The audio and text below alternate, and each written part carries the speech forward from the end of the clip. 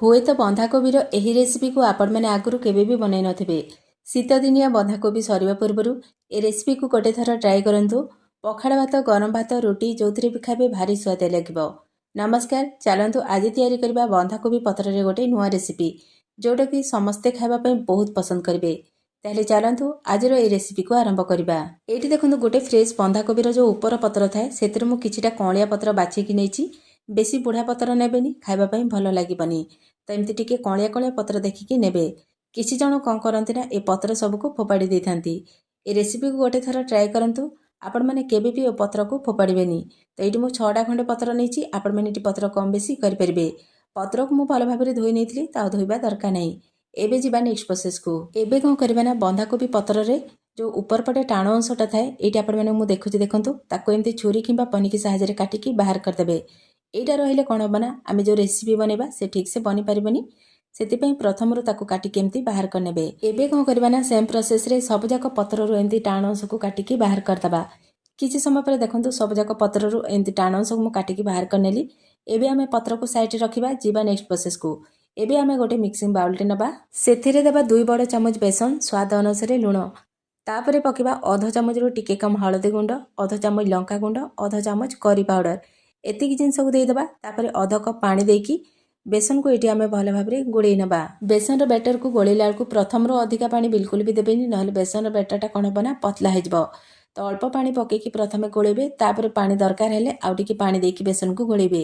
तो एटी आपण माने मु देखुछि देखंतु बेसन रो बैटरटा एई भलिया रखिबे, टिके मोटा रखिकी आठो पतला बिल्कुल भी करिबेनी।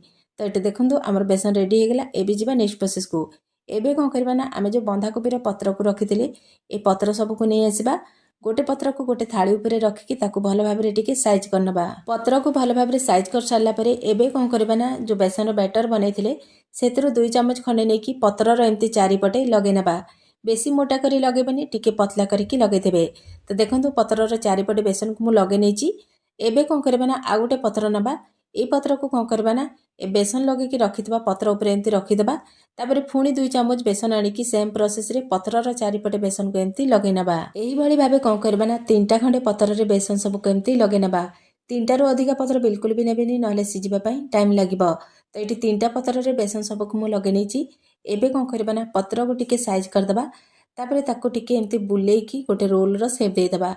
तो रोल को बनेला को कोन करबा ना हाथ रे टिके प्रेस करिकी एमती दाबी की रोल टा को बनेबे, जेमती से भलो भाबरे सेट हे जिवो। तो ये आपण मानक मु देखो देखंतु केते सुंदर भाबरे ए पत्र रो रोल टा प्रस्तुत जाईची। एई भली कोन करबा ना आउ जहा पत्र रहिला ताको एमती पत्र रो रोल तयारी करनबा। एबे चलंतु बंधाकोबी पत्र रो रोल को स्टीम करनबा। सेति पई फ्लेम ऊपर गोटे कड़े बसिबा। तापरे 1.5 गिलास पानी दबा। तापरे फ्लेम को हाई रे रखिकी पानी को एटी आमे गरम होबा पई छाडी दबा। पानी भलो भाबरे गरम हे गेला परे ता ऊपर गोटे जालीटे रखिबा। तापरे पत्र रो रोल को जाली ऊपर दे दबा। तापरे फ्लेम को मीडियम हाई रे रखिबा ओ कवर करिकी पाखापाखी 7 रु 8 मिनिट पर्यंत बंधाकोबी पत्र रो रोल को सिजिबा पई छाडी दबा। तो एठी देखंतु पाखापाखी 7 रु 8 मिनिट हे गेलानी। मु कवर को खोली नेछि, केते नरम हे जाईची देखंतु बंधाकोबी पत्र रो रोल। एबे कोन करबा ना फ्लेम को ऑफ कर दबा। ए पत्र रोल को हमें गोटे प्लेट रे बाहर करिकी किछि समय ठंडा करनबा। किछि समय पर देखंतु भलो भाबरे ठंडा हे जाईची, हाथ रे मध्ये धरि हेउची। एबे कोन करबा ना बंधाकोबी पत्र रो रोल को चलंतु काटी नबा। सेति में गोटे छुरी नबा ओ छोटे छोटे पीसेस करिकी काटी नबा। बेसी मोटा करिकी काटिबेनी ना बेसी पतला करबेनी। एटी आपण मानकु मु देखुछि देखंतु एई साइज रो ही काटी नेबे। किछि समय पर देखंतु पत्र रो रोल सब को मु काटी नेछि छोटे छोटे पीसेस करिकी। केते सुंदर देखा जाउछि। एटी आपण माने वीडियो देखिकी जानि पारथिबे। एटी आपण मानकु मु देखुछि देखंतु कोठी भी टिके भी खोली नै पत्र, केते सुंदर भाबरे सेट हेछि। एबे आमे आकु साइड रे रखिबा, जीवा नेक्स्ट प्रोसेस को। एबे आमे गोटे मिक्सिंग बाउल ले नबा, सेतिरे गोटे बड़ चम्मच बेसन दबा। ता सहित अल्प टिके हळदी गुंड, अल्प टिके लंका गुंड पकेबा। ता सहित एठी आमे स्वाद अनुसार लूण पकेबा। अल्प टिके पानी देकी बेसन को एठी आमे भलो भाबरे गोळेई नबा। एठी जो आमे बेसन रो बैटर को तयारी करबा, आठो बेसी मोटा करबेनी ना पतला करबेनी। एठी आपण माने मु देखछि देखंतु एतिकी पतला रखिबे, आठो पतला कि मोटा बिल्कुल भी करबेनी। तो एठी हमर बेसन रेडी हे गेला। एबे जिबा नेक्स्ट प्रोसेस को। एबे आमे फ्लेम ऑन करिकी कड़े बसिबा। कड़े को मीडियम फ्लेम रे गरम करनबा। कड़े गरम हे गेला परे 4 बड़ चम्मच तेल दबा। तापरे कोन करबा ना जो बंधाकोबी रो पत्र को आमे काटिकी रखिथिले ताको नेकी बेसन रो बैटर रे दे दबा ओ गोटे कंटा चामच सहायता रे ताको एपट सेपट करके भलो भाबरे डीप करनबा। एठी मु कंटा चामच रे करिछि, आपण माने चाहिले हाथ रे मध्य करि परबे। तापरे कोन करबा ना ए बंधाकोबी रो पत्र को नेकी गरमा गरम तेल रे दे दबा।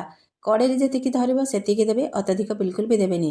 तापर ये आम फ्लेम को लो टू मीडियम हाई रखा ये सब को लाल कलर होगा पर्यंत भल भाव में फ्राए करनबा। ये सब फ्राए होगापाई पाखापाखि 3 मिनिट समय लगी था। ये फ्लेम को बिल्कुल भी हाई करें, फ्लेम को लो टू मीडियम हाई रखिकी पाखापाखि 3 मिनिट पर्यंत लाल कलर होगा पर्यंत भल भाव में फ्राए करने।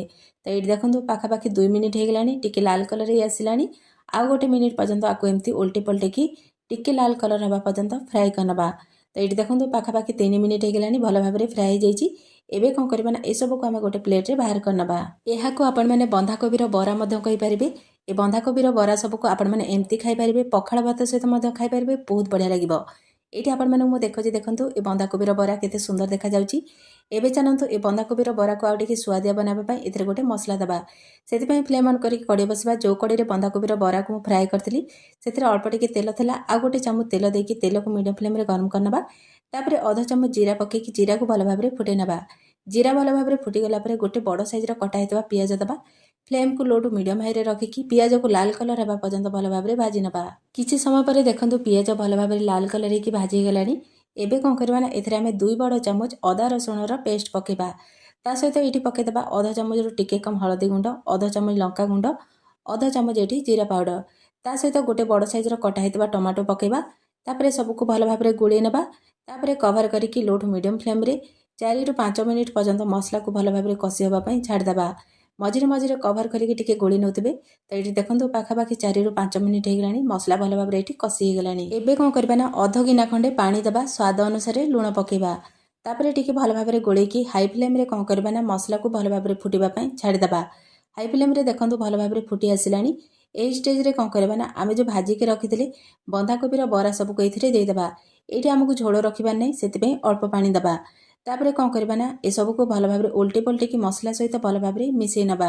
ये आपण मैंने चाहिए आउ टिके अधिका पानी देकी आकु झोल टाइप करें। ये मत सुखिला करार अच्छी से मु अल्प पानी देची। एबे आम फ्लेम को लो टू मीडियम हाई रखा पाखापाखि 2 मिनिट पर्यंत आकु एमती उल्टे पलटेकी मसला सहित भल भाव में फ्राए करनबा। ये देखो पाखापाखि 2 मिनिट होगा बंधाकोबीर बरा मसला सहित भल भाव में फ्राए हो। एबे आम फ्लेम को अफ करदे किछि मेथी पत्र पकेकी आउ थे सबको एपट सेपट करके गोले नबा। ये आपण मैंने चाहिए किछि कटा होता धनिया पत्र पकई पारे। ये आमर गरमा गरम मसला दिया बंधाकोबीर बरा प्रस्तुत होती। ये प्रोसेस रे बनातु केमती लगे आपनकर अनुभूति मो सहित निश्चय शेयर करंतु। आशा करछि वीडियोटी आपण मानकु भल लागितबो।